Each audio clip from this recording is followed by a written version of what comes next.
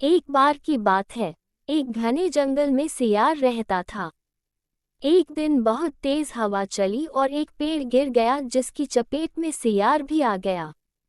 वो बुरी तरह घायल हो गया और किसी तरह घिसटता घिसटता अपनी गुफा तक पहुंचा। कई दिन वो गुफा में ही रहा, पर जब भूख सताने लगी तो वो बाहर आया। उसका शरीर कमजोर हो गया था। सबसे पहले वो एक खरगोश को पकड़ने के लिए भागा, पर कुछ दूर भागने के बाद ही वो बुरी तरह से हौंफने लगा।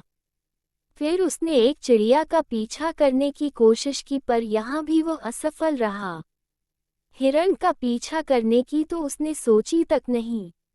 तब वो सोचने लगा कि अगर वो शिकार ही नहीं कर पा रहा तो उसके खाने का क्या होगा। वो इधर उधर घूमने लगा, पर कहीं कोई जानवर नहीं मिला। घूमते हुए वो एक बस्ती में आ पहुंचा। उसने सोचा शायद कोई मुर्गी या उसका बच्चा हाथ लग जाए। यही सोचकर वो इधर उधर गलियों में घूमने लगा। तभी कुत्तों का एक दल भौंकते हुए उसके पीछे पड़ गया। सियार को जान बचाने के लिए भागना पड़ा। वो गलियों में घुसकर उनको छकाने की कोशिश करने लगा, पर कुत्ते तो गांव की गली गली से परिचित थे। सियार भागता हुआ कपड़े रंगने वालों की गली में आ पहुंचा।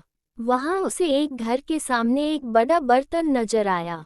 वो जान बचाने के लिए उसी बर्तन में कूद पड़ा। बर्तन में कपड़े रंगने के लिए नीला रंग घोल रखा था।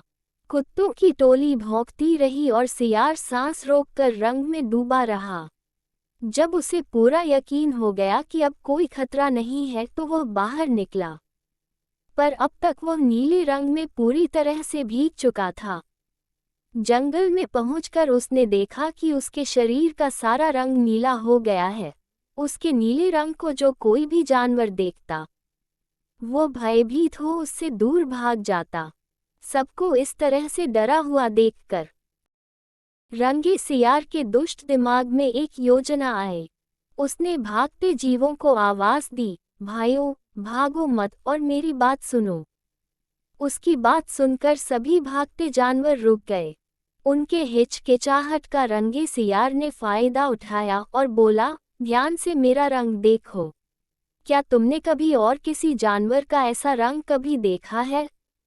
भगवान ने मुझे ये खास रंग देकर तुम्हारे पास भेजा है। तुम सब जानवरों को बुला लाओ तो मैं भगवान का संदेश सुनाऊंगा।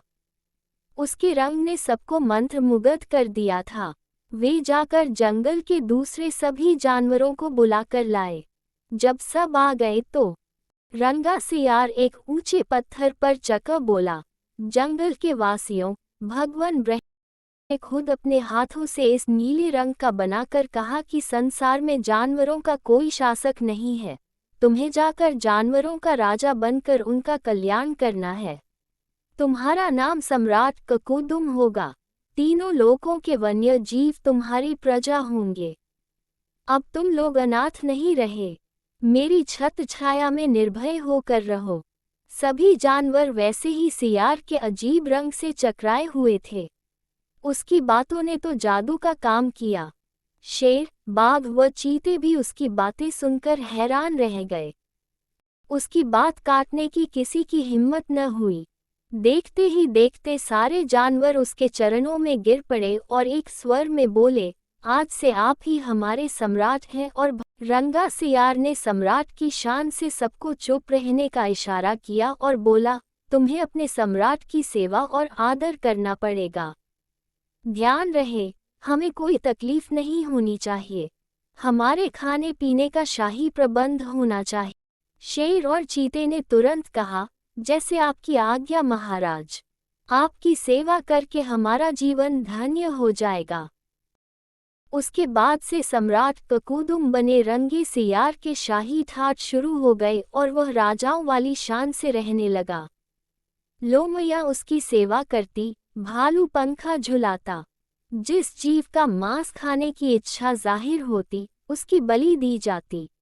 जब सियार घूमने निकलता तो हाथी बिगुल की तरह आगाज करते चलते और शेर उसके दोनों ओर उसकी सुरक्षा के लिए रहते।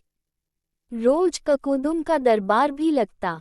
रंगे सियार ने एक चालाकी की थी कि सम्राट बनते ही सियारों को शाही आदेश जारी कर उस जंगल से भगा दिया था। उसे अपनी सियार दोस्तों के द्वारा पहचान लिए जाने का खतरा था। एक दिन सम्राट ककूदुम जब खा पी कर अपने गुफा में आराम कर रहा था कि बाहर उजाला देखकर वह उठ गया। बाहर आया तो चांदनी रात खिली थी। पास के जंगल में सियारों की टोलियां हू बोल रही थी।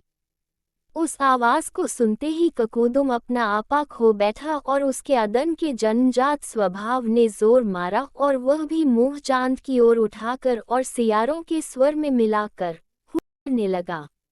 शेर और बाघ ने उसे करते देख लिया। वे चौंके। बाघ बोला, अरे ये तो सियार है, हमें धोखा देकर सम्राट बना रहा, मारो इसको। शेर और बाघ ये कहकर उसकी ओर लपके और देखते ही देखते उसका शिकार कर डाला। शिक्षा।